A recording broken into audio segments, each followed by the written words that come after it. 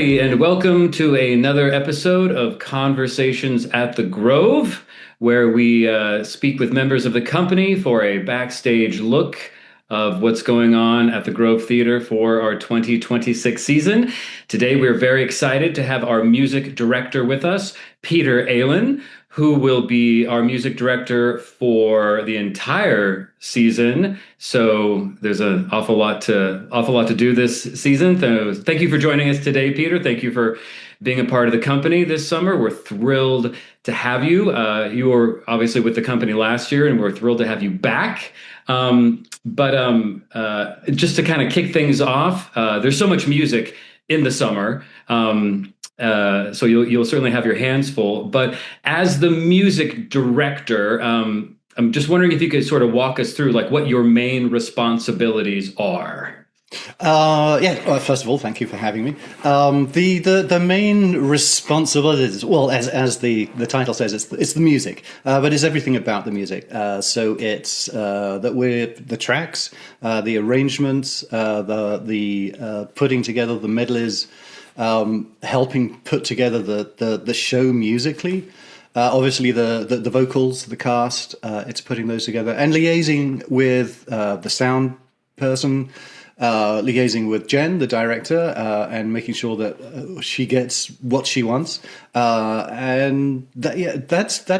in a nutshell. That's it. I don't know how much you want me to go on, but yeah, it's the music. Music director is responsible for the music. And obviously because we've got the two tribute shows, which are primarily music, but then there's also the musical as well, which is your traditional musical with music, songs and singing and underscoring and dialogue and all that stuff.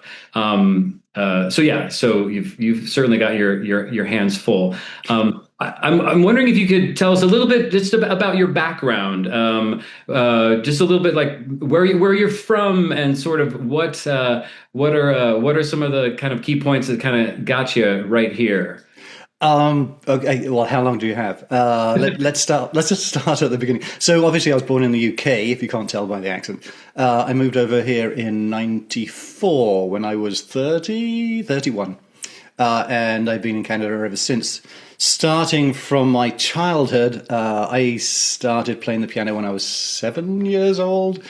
I played a variety of instruments, so I was never very good at any of them. I played the piano. Started with a cello. I started with a violin, and then I progressed the cello when I was in my teens. I guess they all wanted us to learn a stringed instrument, and I was too small for the double bass, so I ended up on the cello. I was encouraged by my music teacher at the school to music direct or band lead, music direct, whatever, the school music hall, which is a very old English tradition with an MC and a bunch of acts.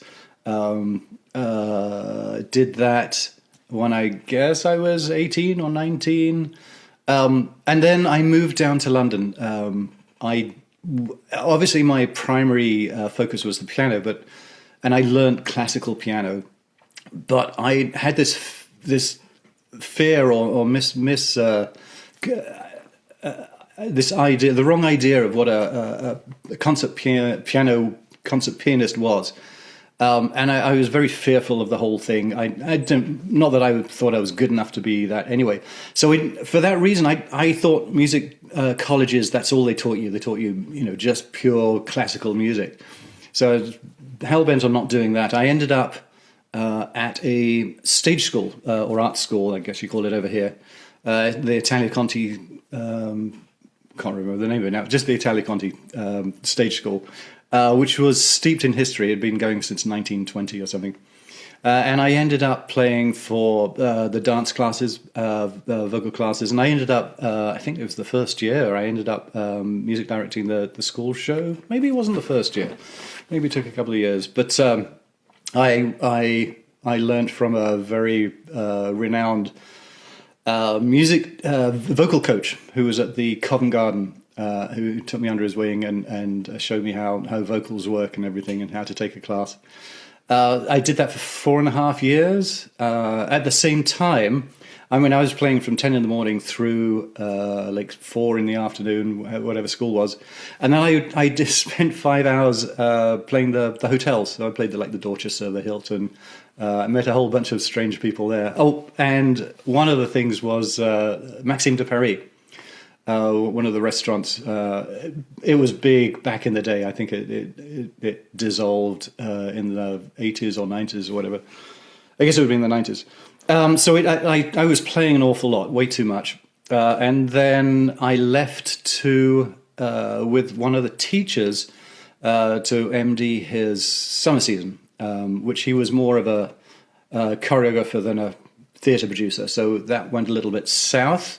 And we ended up kicking him out. There's about 5 of us who we didn't get paid. So we said, go away. And we continued to produce that for 3 to 6 weeks. I can't remember. Made a whole bunch of friends. It was a really good experience. And then from then, the contractor, or the fixer as they call them over there, introduced me to Paul Elliott Productions, E&B Productions, which produced not only he was the biggest pantomime producer in the UK. And I worked for him in the office. I think I did. Belfast was the first show I did. I did another one. I ended up working in the office for a couple of years, where we put out, I think it was 35, one year, it was 35 productions in the space of 5 weeks. And before computers, so everything was paper. So we had to we had to do the arrangements by hand and send them off to the copyist and do all of that. I did that for a bit. Then I started touring the UK with some of the larger musicals, one of which was Hello Dolly, with Dora Bryan reprieving her West End performance like 40 years later or something. She was like a UK icon. Big orchestra, 28-piece orchestra, 40 people on stage. Massive logistics to get that thing around. But that was pretty cool. I did that. I did 42nd Street. I was on stage, actually. I performed as Oscar for 42nd Street, the tour in, what was it, 91, something like that. Oh, wow. That's fun. How was that? That was another experience. I can actually say I trod the boards on the West End because we did like a 6-month spot at one of the West End theatres. Although it wasn't a resident, it was a tour rather than a resident. But I did that. That was an awesome experience. I had a blast. I met some lifelong friends there. I did that, and then in '94 I moved to Canada, where I started off. I moved over here. I got married in '94, and started working at a computer store. Learned all about Macs and stuff.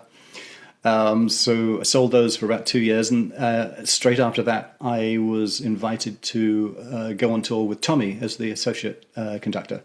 So that's when I started seeing a bit of Canada. I was there. It was a 3-month tour, I think. And we did, Calgary, Edmonton, Vancouver, Winnipeg. We did Ottawa. Saw a lot of Canada for the first time, so that was kind of fun. And I kept in the theatre. I did a bunch of synth programming for Live Ent back in the day. I did the Fosse. I did it without the credit, but I programmed all the keyboards for Fosse in 1999. And then I was doing more corporate work. So I worked with General Motors for 10 years, actually longer than that, up until 2013. I co-founded a theatre production company, Diversified Theatre, worked that until 3 years ago, I guess. And I'm currently running Show Choir Canada, which is coming up next month. I was also involved with Menopause, the musical. That started in 2005. On and off for that. And then I was invited down to the States to do the Menopause 2, the US production of that. Did a cast album. There's a sequel. I always forget that there's a sequel to that show. Yeah, it's a little odd. But it's a fun show. It's worth seeing. So, I love it. Yeah. And that's it. And now I'm here. And now you're here. Well, we're thrilled. We're so thrilled to have you. I'm so jealous that you toured Tommy Yeah, for 3 months. That would have been the the Mervish production. Yeah, the Broadway production. So what yeah. year would have been That did 96. 96? Yeah, yeah, yeah. And that was, ironically, that was when I was in the UK, all we did was US productions, US musicals, and that was the first British musical I did. It was the first musical I did over this side of the Atlantic. Oh, you're kidding. Oh, that's interesting. Yeah, because I grew up in Southern California, and so before Tommy went to Broadway, it premiered at the La Jolla Playhouse. Oh, okay. I saw it 8 times when I was a teenager because like it was just one of those shows that totally changed my life. I had never seen a musical or a theater piece that had that kind of music that had rock and roll attached to it, and so I was just. It completely changed my life. I saw it 8 times. I went and hung out with the cast before and after the show as a complete fan, Yeah. and then we went to New York. Went and saw it in New York, and the cast lovingly but very nicely remembered me and were very kind but it was such a great show and such a great school. It was a huge logistical tour. Yeah. And the one thing I remember was I think the entr'acte, not the overture or the prologue, is one of the longest ever written for a theatre musical. I think it was 18 minutes, something like that. And it goes on, and you've got Goes the on. scrim and stuff going on, and you've got Parachutists, yeah. TVs, exploding pinball machine. Like, yeah, It was crazy. I love it. Well, I know that because as a musician, as a music director, and everything that you're doing, you kind of bounce from project to project. I'm just at the moment. What are you working on? Like when you wake up this week, what kind of things are on your plate? Primarily, I'm trying. As I say, I've got Show Choir Canada coming up at the end of March. So I'm frantic. I'm responsible for everything. So I'm frantically trying to get everything in place for that. At the same time, I have a meeting tomorrow with Jen for the tribute shows. So I'm kind of playing a bit of a balancing act with all of that. But yeah, currently Show Choir Canada is taking up most of my time. Fun. Just going back, as somebody who's been doing this for a couple of years, working in the theater, working in music over the years, between being in the UK and being in Canada. I'm curious, just some of the changes, like some of the like how things have changed over the last number of years. If there's things that you've seen that kind of jump out in particular that have kind of shifted over the past years, as when you were, I mean, even mentioning the fact that it was before computers and so everything was on paper. It like something like that is it's a big difference nowadays because I mean some people don't even have a printed script. It's always on their tablet or their computer. So I'm just curious if there's some changes that have really kind of jumped out at you. Well, I mean, obviously the synth technology has come on a long way in the past 40 years. I would say when I came to Canada in '94, there was 4, if not 5, major musicals on stage, resident, like all at the same time. It was huge. You had Live Ent, who was trying out musicals here to send them to Broadway, and you had the Mervishes, who were bound and determined to try and do whatever they could to kill off Live Ent, and there was this competition. But what they didn't realize, they were aggressively competing against each other. But what they did is create this whole environment where people just went to the theater. They wanted to see what they were coming up with next. It was crazy. Unfortunately, the demise of Live Ent is 1999. I think that was Fosse. That was the last musical he did in Canada. I think it was the last musical he did. And then the passing of Ed Mervish, that was early 2000s. It killed the competition, killed a lot of creativity. Mervishes just started bringing things in as opposed to producing themselves. I was involved with Mamma Mia for 5 years. Just played, but Wow, a that's long time.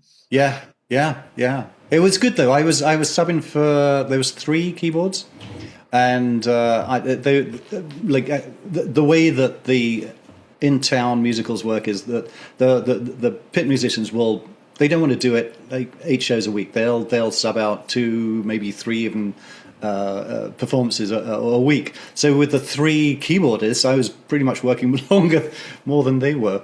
Um, and I got there and I found out what keyboard I was playing that night. It was pretty awesome. It was good times for sure. It was a lot of fun. I So love that it. that was the, I mean, even that was a touring show, but it was one of the last big ones.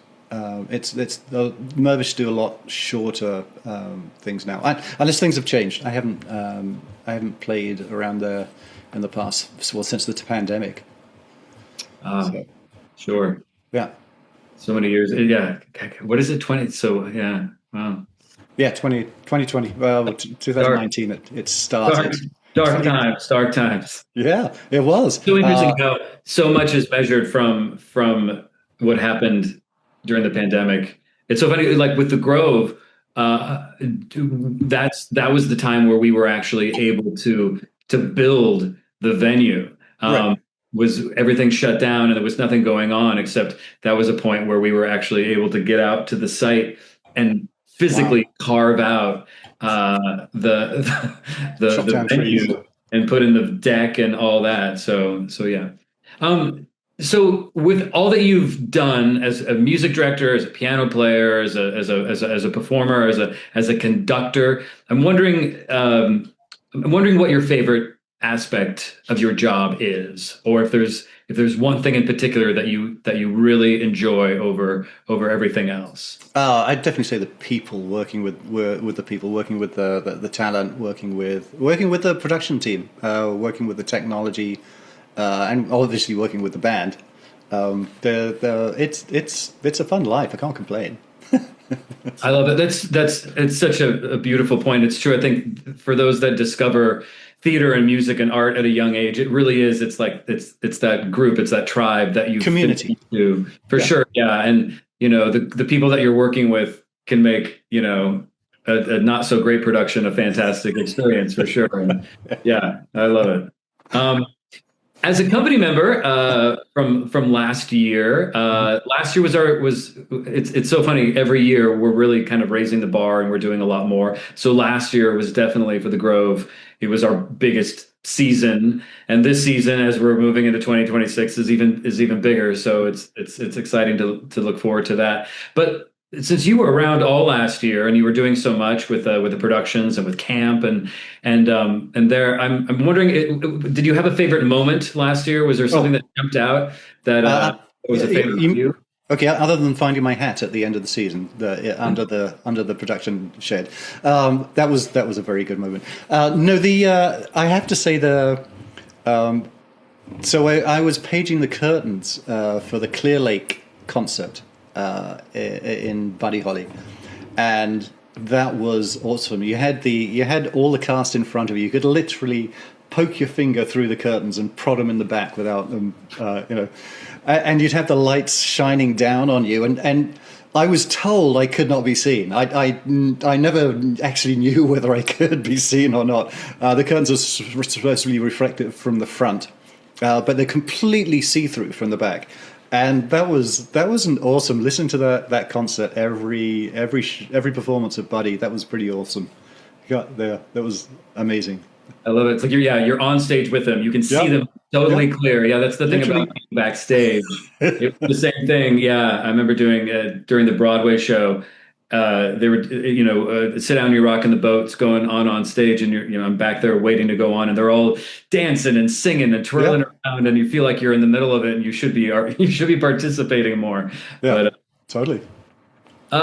so I mean, you got show choir, you've got, I mean, with all the music that you've done, I mean, you've got musicals and plays and concerts and all that. Is there a favorite? Is there a type of project that you would prefer to work on over another? I mean, like a tribute show is different than a musical, which of course is different than just a concert. Do you have, is it the variety or is there It's something? the variety, totally, 100%. It's the variety. Every day is different. Every day is great. Every day is a vacation. Um, and as we prep for 2026, Uh-huh. which we're all, I mean, that which has been going on for quite some time, as far as like the meetings with putting the tribute shows together and the set lists and all that kind of jazz and all the production meetings for Spam-A-Lot, which is a huge show, and all the stuff that's going on with that. Is there something this summer that you're looking forward to the most? Um, well, obviously, the complete, distinct lack of snow is going to be great. I'm looking forward to enjoying Bob Cajun. Like I moved here in November. I mean, this is an awesome place. I don't know why I didn't move here 30 something years ago. I'm really looking forward to doing some paddleboarding. Getting on the water. And as far as the Grove, like you couldn't ask for a better team. The team, the production team, the cast, they're an awesome bunch. It's going to be fun. That's what I'm looking forward to. Having fun. Yeah, I agree. I think the company and the material and everything. I think this season should be a ton of fun. It should be a lot of fun. All right, so now we're going to move into our rapid fire moment. Okay. Just simple, kind of get an idea for your taste, what maybe inspires you. No right or wrong answer, no judgment. Um, don't think too hard, but I'll just go through them relatively quickly. All right, Okay. so these are the rapid fire favorites, and we start with what is your favorite band? Earth, Wind, and Fire. What is your favorite solo artist? Can I give you two? Sure. Oscar Peterson and David Bowie. Favorite movie? Top Gun. Favorite actor? Oh shit. Oh, sorry. Eyes are all grown ups here. I would say again, there's two. Sir Laurence Olivier, as far as an actor, but there's a story about Dame Judi Dench. She is. I didn't work with her. I babysat for her daughter Finty when Finty was 6 years old, and her father Michael Williams. I babysat for. It's a long story. This is not rapid fire. Oh yeah, they were married for a long time. Yeah, yeah. Bless him. But she was working at the Shaftesbury on a play that my girlfriend at the time was one of the ASMs, and they were stuck for somebody to look after, just babysit the house. Basically, I didn't even meet Finty, but I'll never forget. She got crazy mad with me when I came back because I'd done all the washing up for her, and she was like, "You shouldn't have done that." But she was lovely. She was a most awesome. She is a most awesome person. She's For sure, yeah, lovely, yeah. lovely My person. my acting mentor studied at the Royal Academy, Oh yeah. and they were there together, and they were a bit of an item. So whenever her name came up, Yeah. he was No, always very sweet about her. she is the sweet, and I would thought I'd died and gone to heaven when she started doing the James Bond movies. It's like, Oh, for wow. sure. Yeah. So talented. Yeah. I love it. Okay. Favorite book? Um, I'm not sure I have a favorite book. Okay, I guess from my youth it would be the Chronicles of Narnia, but I have to tell you a story, and this is going off from the rapid fire again. I'm sorry, I'm That's digressing. fine. So when Fine. I did Goldilocks and the Three Bears in Belfast in 1987, we had we were doing a pantomime, so we're lots of celebrities, lots of people that I grew up worshipping or watching on Z cars. But there was a guy called Victor Spinetti, and he's not well known, but he was friends of the Beatles. He was in every single Beatle movie, and he was a character actor, and he played the evil baddie. And he used to come on stage and he used to do this spiel and he used to talk to the audience and he did some things that you just couldn't do these days. But he happened to peer down at me and it was his spiel. So there I was reading a magazine. And he looked down at me, caught my attention. He said, "Hey, what are you watching? What are you watching? What are you reading?" And without giving me a chance to answer, he said, Satanic Rites, Salman Rushdie. Good job. It's a banned book." We're like, "Oh." So that's the story about that. So I would say I never read that book, but Chronicles of Narnia. I love it. Favorite author? I don't have one. I don't have a favorite author. I rarely read. I read manuals. Love Sorry. it. Favorite place to travel to or to visit? Canada. You can't get bored of Canada. I've done East Coast, West Coast. I've done the Arctic. I did entertain the troops in 97, 98. Did the Arctic, the CFS Alert. That was a crazy time. Oh, wow. Yeah, Arctic hares, man-eating bunnies, all sorts. I got chased by a wolf. Crazy times. Favorite after show ritual? Scotch. Favorite mode of transportation? Helicopter. That's a first. That's great. Favorite past project? I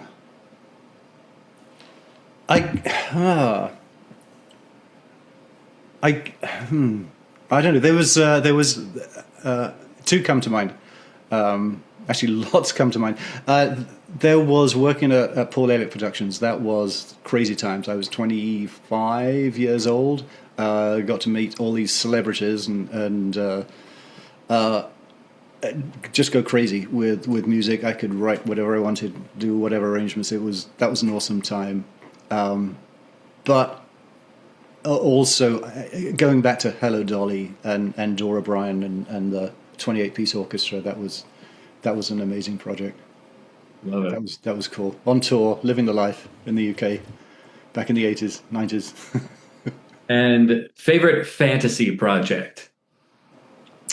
My musical. I am bound and determined to write a musical before I end my days on this earth. I've been procrastinating for way too long, but yeah, if I ever get any time, I'm going to sit down and write a hit show. Yeah. How far along are you? Do you have it? Oh, I haven't started yet.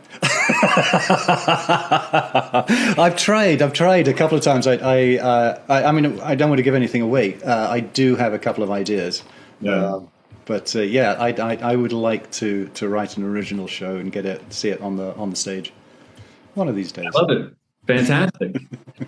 Well, thank you so much for joining us for Conversations at the Grove, and thank you for being part of the company. You've got your hands full. You're doing so much.